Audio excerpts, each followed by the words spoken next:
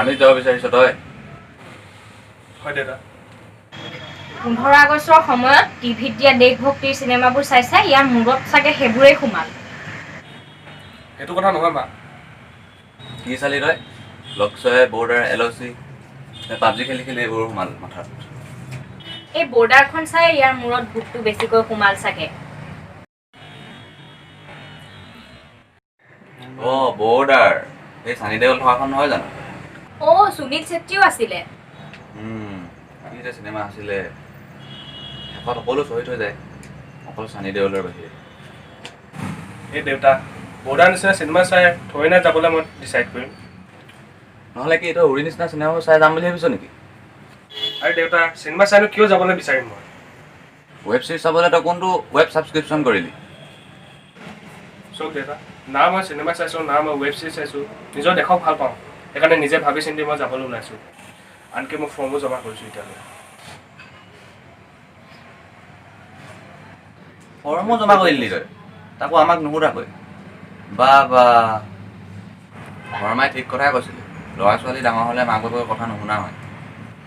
আৰে ইয়াৰ দেউতা, 12 বছৰৰ পৰা একেটা কথা শুনি আছোঁ। দেউতা, ইমানো ইম'চনেল ব্লেকমেইল কৰিব নাপায় আৰু কিবা নিজে বিচৰা কামো কৰিব দিব লাগে। এতিয়া মানে তই ইমানেই ডাঙৰ হলি নিজে ভাল পোৱা কামহে কৰ, মাৰ বাপেৰৰ কথা অলপো নাভাব। চাকৰি নোহোৱাহেঁতেন বিজনেছকে কৰিলেহেঁতেন, নহ'লে ভাল ঠিকাদাৰ বনিলিহেঁতেন, নহ'লে তই গাহৰি বিজনেছকে কৰি ল'ব পাৰিলিহেঁতেন। আৰে মোৰ সেইবোৰ কাম কৰিবলৈ মন নাই। তেন্তে তোক কি কৰিব মন আছে? কৈ আছোঁ আৰ্মিত যাব বিচাৰিছোঁ বুলি। মানে তই কি বুজাব বিচাৰিছ? আমি দেশৰ কাৰণে একোৱে নকৰোঁ নেকি? দোকানৰ পৰা কিবা কিনিলে চৰকাৰক টেক্সটো দিওঁ, আৰু আজিকালি চৰকাৰক GSTও দিওঁ। এতিয়া কি আমি একো দেশৰ কাৰণে একোৱে নকৰা হ'লোঁ নেকি? আপুনি ক'ৰ কথা নি ক'ৰ পোৱাইছেগৈ?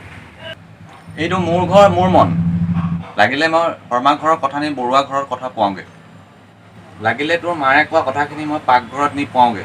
এইটো মোৰ মছজিদ। কি কৈ আছে আপুনি? একদম চব কনফিউজিং হৈ গৈ আছে। এইটো মোৰ মছজিদ। ছাৰক ভালদৰে কৈছোঁ, তোৰ যদি পঢ়িব মন নাই পঢ়াই দে, সৰু সুৰা বিজনেছকে কৰি ল। আৰ্মি মানুহৰ নিচিনা যদি বডি লাগে জিমলৈ গুচি যা তই। দেশৰ কাৰণে কৰিবলগীয়াচোন ঢেৰ কিবা কিবি আছে। স্বচ্ছ ভাৰত, ডিজিটেল ইণ্ডিয়াৰ নিচিনা কাম ইয়াত থাকিওতো কৰিব পাৰ। আৰে কিন্তু মোৰ কাম কৰিব মন নাই। মই গম পাই গৈছোঁ তোৰ এডভেঞ্চাৰ টাইপ কাম কৰিব মন আছে। তই ৰাইডাৰ বনি যা, নহ'লে মাউণ্টেইন ক্লাইম্বিং কৰ। সেইবুলি এভাৰেষ্ট নহয় আকৌ, এই ওচৰে পাঁজৰে যা আৰু। মই বুজিছোঁ আপোনালোকে কিয় কথাবোৰ ঘূৰাই পকাই ক'ব বিচাৰি আছে। চা, এজন আৰ্মিৰ বহুত কঠিন লাইফ হয়। ৰাতিপুৱা সোনকালে শুই উঠি দৌৰা, আকৌ দৌৰিব নোৱাৰিলে পানিছমেণ্ট হিচাপে আকৌ দৌৰা। এক্সাৰচাইজ অগৰং বগৰং তোৰ ঘৰত কৰাৰ নিচিনা নহয় এইবোৰ। ডাঙৰ বন্দুক চলাব লাগিব, এইবোৰ পাবজি নিচিনা সহজ নহয় অ' বাবু। ঘৰতচোন তই 9 বজাৰ আগত উঠিবই নোৱাৰ, তাত 4 বজাৰ আগতে কেনেকৈ উঠিবি? আৰে দেউতা, তাত সকলোবোৰ ট্ৰেইনিং দিয়া হয়, মই মেনেজ কৰি ল'মতো। আমি কেনেকৈ মেনেজ কৰিম? বিহু, পূজা, দেৱালী চব অকলে।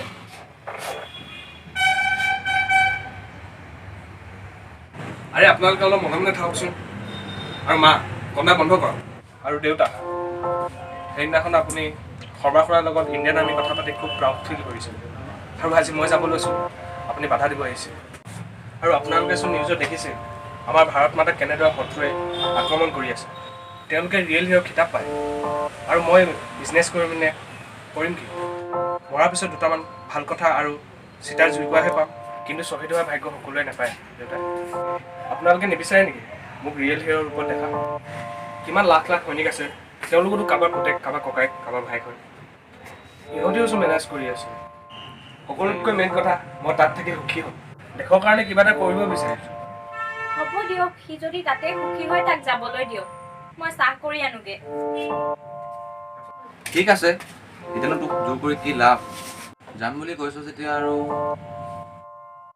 এটা কথা ক, তই ছোৱালীক ইমপ্ৰেছ কৰিবলৈ যোৱা নাইতো? আপুনিও যে দেউতা। ময়ো প্ৰাউড ফিল কৰিম তোক লৈ।